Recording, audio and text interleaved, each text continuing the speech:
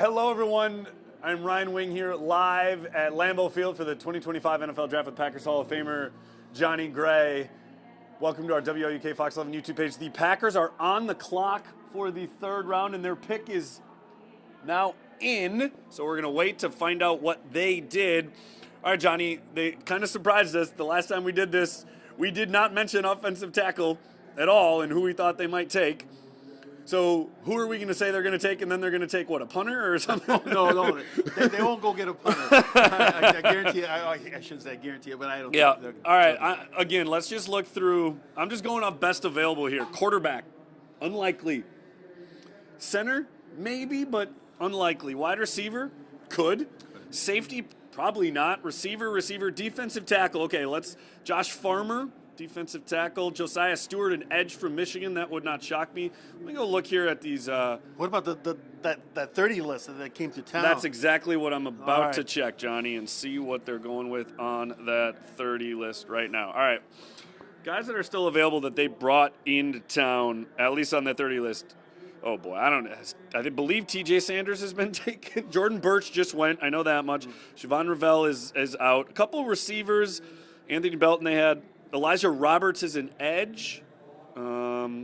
It's tough. We'll just find out here. What do we have? 2 picks for the Packers. Wait, did they trade out?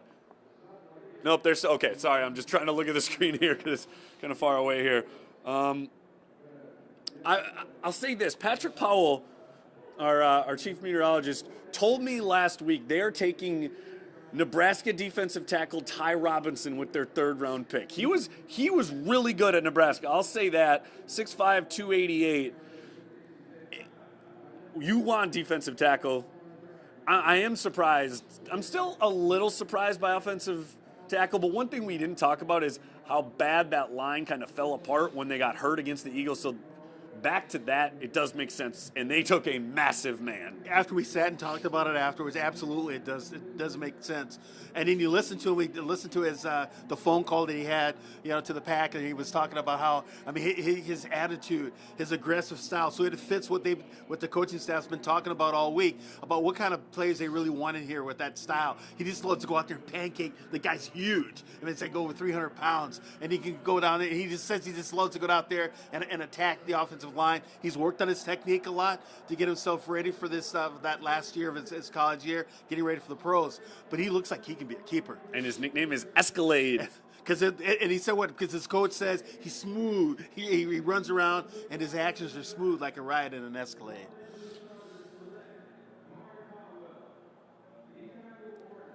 All right, a defensive tackle out of Oregon just went. So the Packers pick, we've said it is in, so we're just waiting to hear who they go with.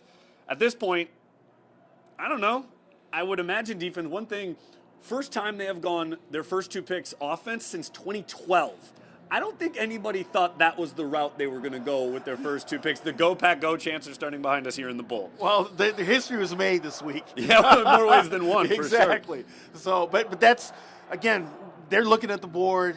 They went ahead and sat there in the offseason and decided what direction they're headed. You listen to Goody talk about the coaching staff and the scouting, and it just sounds like those guys are kind of in sync on what they want to get accomplished this year.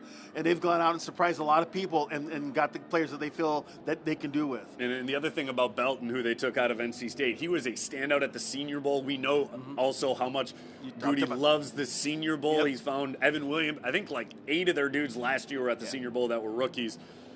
He has not traded down at all, because we know obviously the pick is in, so we're just waiting to hear what it is. Has not traded up, has not traded down today. Obviously still could get back into the third round if he wants to, but after this, he's only going to have 5 picks left in this draft, and those are all going to be tomorrow. 2 in the 7th round, 1 each in the 4th, 5th, and 6th, which after having double-digit picks feels kind of weird to just have 8 picks. He joked he always would want 15, but... Yeah, but it seems like he's gone out and got the players that he wants. Correct. So it's about quality over quantity, right? Yep. Going out there and getting the players that you feel that really can help your ball club.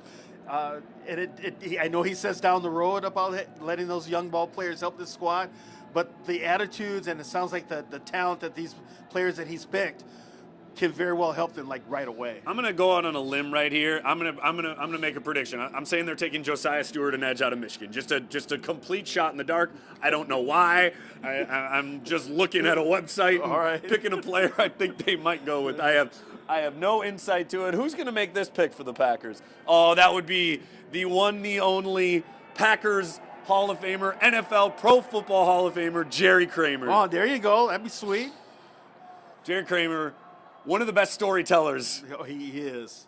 I tell you, that's been so fun being part of this organization, having a chance to go places, our charitable events, and there he is, along with Dave Robinson, another guy too that tells great stories.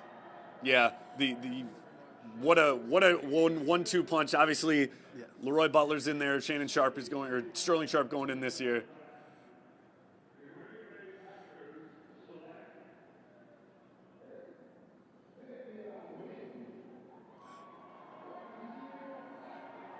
Another wide receiver. Whoa.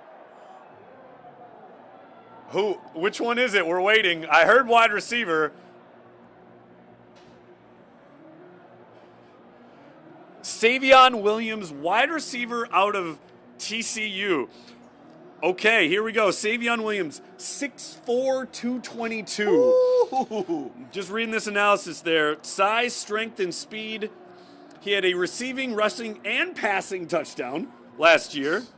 A 10-yard split. We talked about that last night. A 1-5-2 10-yard split. That's pretty quick.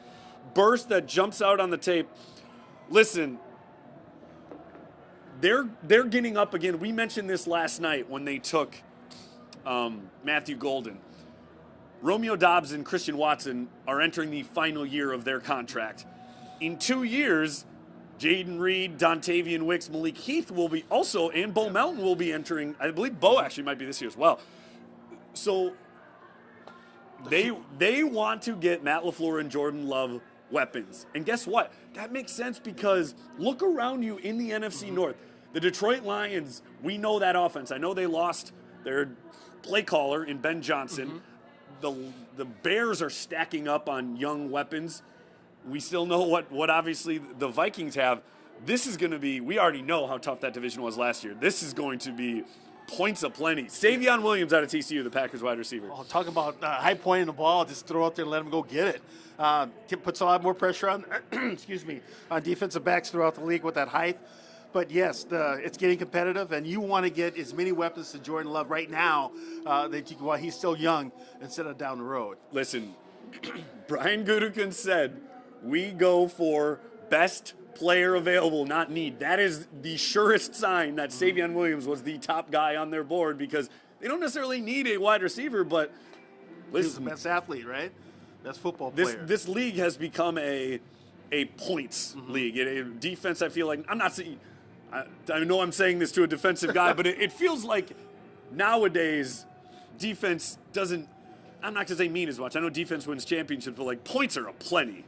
But they are, and the reason why I go after defense so hard is because it's the offenses are so good. Well, the offenses are good because they're gonna go out there, they're gonna put points on the scoreboard. And what's more, what's what I want to use for derailing or being totally blow it out is once your team goes down and score, and also your defense gets out there, and all of a sudden they go down and score, and they go, oh, hey, offense, get ready to get back on the field. You're so tired, there's no breaks. Yes. Yeah.